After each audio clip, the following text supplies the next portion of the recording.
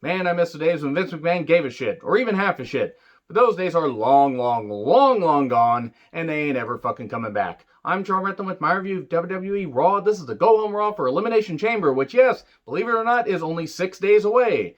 And I hate the Raw theme. Absolutely fucking hate it. The West Texas Rednecks were right. If you know, you know. And Miz TV with Drew McIntyre. Look, I appreciate the fact that Miz has managed to stick around this long despite not being very good in the ring, but he's very good on the mic. I don't want to see him on my television anymore. I'm fucking annoyed with him. It's a lot of bad comedy, a lot of bad scripted comedy. And Vince McMahon needs to step away from having his roster do so many scripted promos. Give them bullet points. If they can't talk, bring managers back and do some stuff like that. Go kind of back to, doing that. Yes, you have to have people be personalities. They have to be TV personalities. But goddamn, there are ways to work around it without giving them so much verbiage so they have to memorize this and read it like it's a goddamn hostage statement. It's not fucking entertaining.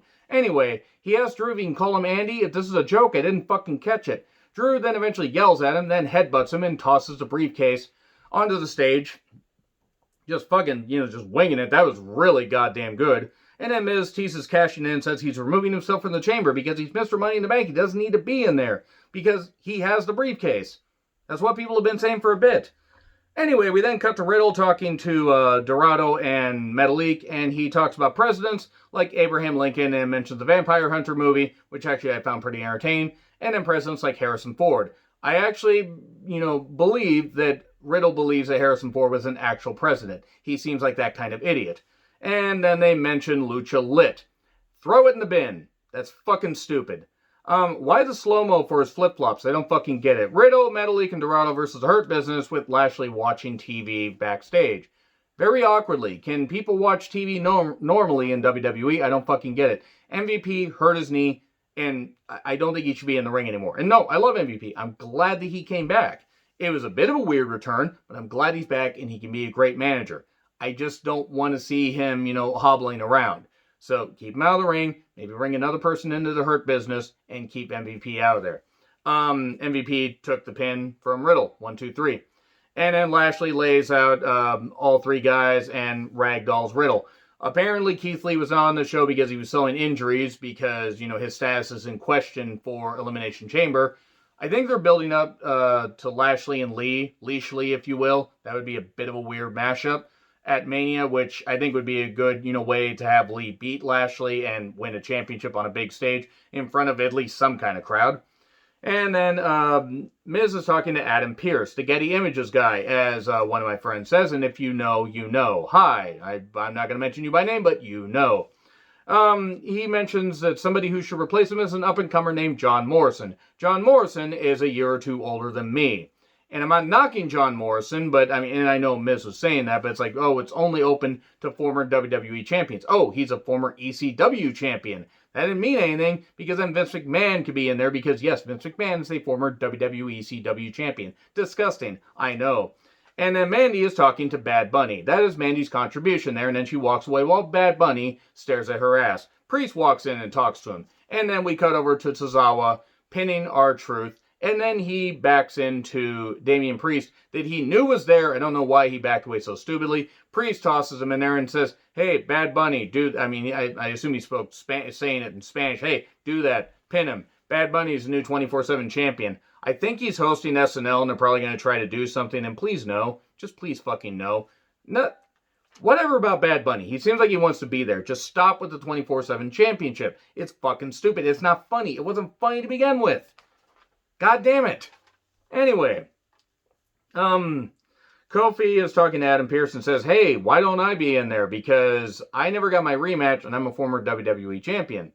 And then Miz shows up and Pearce says, hey, why don't you two face off? Kofi, if you win, you're in. Miz, if you win, Morrison's in. Okay, fair. I thought TikTok was banned. Seriously, I thought it was because I keep seeing WWE talking about TikTok. Am I wrong? I don't use it, but I heard it was banned. Anyway, we get Lacey and Peyton showing a candy heart to Charlotte, and then Flair's trying to dance, if that's what you want to call it. So then we have Asuka and Charlotte versus Lacey and Peyton with Rick. They have no idea what to do with Peyton, do they? No fucking idea. Lacey tags in, but then she leaves. You're not putting your hands on me. Charlotte, I'm pregnant. And then Rick's celebrating. Woo, all this. Now, I was all prepared to really hate this, and I'm going to hate the fact that they're alluding that Rick is the father of Lacey's baby. He's obviously not. Apparently, she is legit pregnant. Congratulations to her and her husband. They have a daughter. I believe she only has one kid. Good for them. And I'm happy that they're going to be having another kid. But I don't like the fact they're turning into a storyline for this. I think that's fucking stupid. I really don't think that Rick should be featured on TV like this because I hate to say it, Rick is kind of damaging his own legacy here. He doesn't know when to fucking quit. Charlotte looked annoyed. Oh yeah, Asuka's a Raw Women's Champion and now is probably going to face Charlotte at Elimination Chamber and probably lose to her. And then you're going to call up Rhea Ripley or have Rhea Ripley show up the next night on Raw. And then you're going to give Rhea her win back that she should have gotten at Mania 36. Anyway, don't turn this into a storyline, but congratulations to Lacey and her husband. So, Kofi versus Miz qualifying match.